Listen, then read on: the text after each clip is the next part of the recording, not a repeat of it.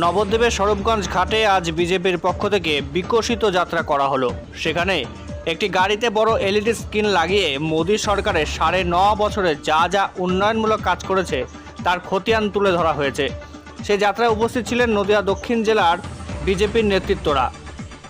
আরেকবার জানায়, নবদ্বীপের স্বরূপগঞ্জ ঘাটে আজ বিজেপির পক্ষ থেকে এক বিকশিত যাত্রা করা হয়।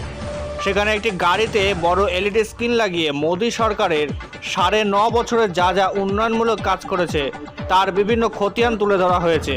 সেই যাত্রায় উপস্থিত ছিলেন নদিয়া দক্ষিণ জেলার বিজেপির নেতৃত্বরা। আজ প্রধানমন্ত্রী বিশ্বকর্মায় 1 লক্ষেরও বেশি নিবন্ধন করা হয়েছে। এক সময় মহিলাদের উঁচু উড়ানের পথে 2 লক্ষেরও বেশি উজ্জ্বলা কানেকশন মহিলাদের একনিষ্ঠ বন্ধু হয়ে উঠেছে। এক সময় দরিদ্রদের জন্য পর্যাপ্ত খাবার পাওয়া একটা বড় আহ্বান।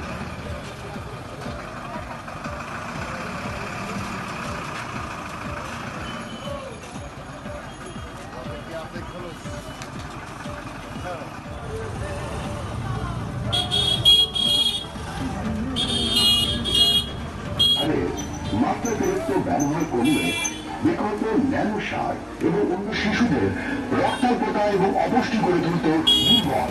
সংকল্প ছিল সুস্বাস্থ্যে। আজ প্রধানমন্ত্রীর পুষ্টি প্রোগ্রাম ছিল। আজকে আমাদের সংকল্প বিকাশ যাত্রার যে র্যালি এবং সেই সঙ্গে যে রথের কার্যক্রম, এলইডি ভ্যানযুক্ত যে গাড়িটি, সেই গাড়িটি 7টা বিধানসভা, নদিয়া দক্ষিণ সাংগঠনিক জেলার রানাঘাট লোকসভার যে 7টা বিধানসভা, তার মধ্যে আজকে নবদ্বীপ শেষ বিধানসভার প্রথম দিন ঢুকলো।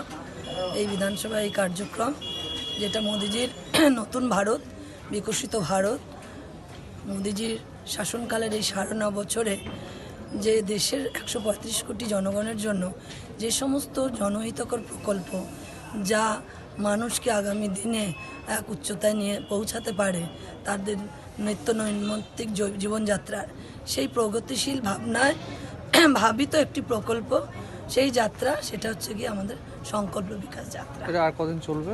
এটা এই বিধানসভায় আর 2 দিন চলবে। আগামীকালকে আছে?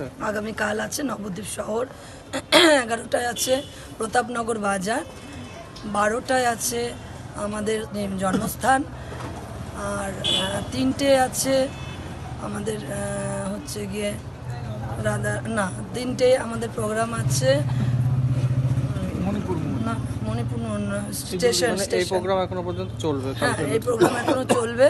আর এবং শেষ প্রোগ্রাম আমাদের আছে জোয়ানিয়া, ওটা হচ্ছে ভালুকা বাজারে, কালকে, আগামীকালকে।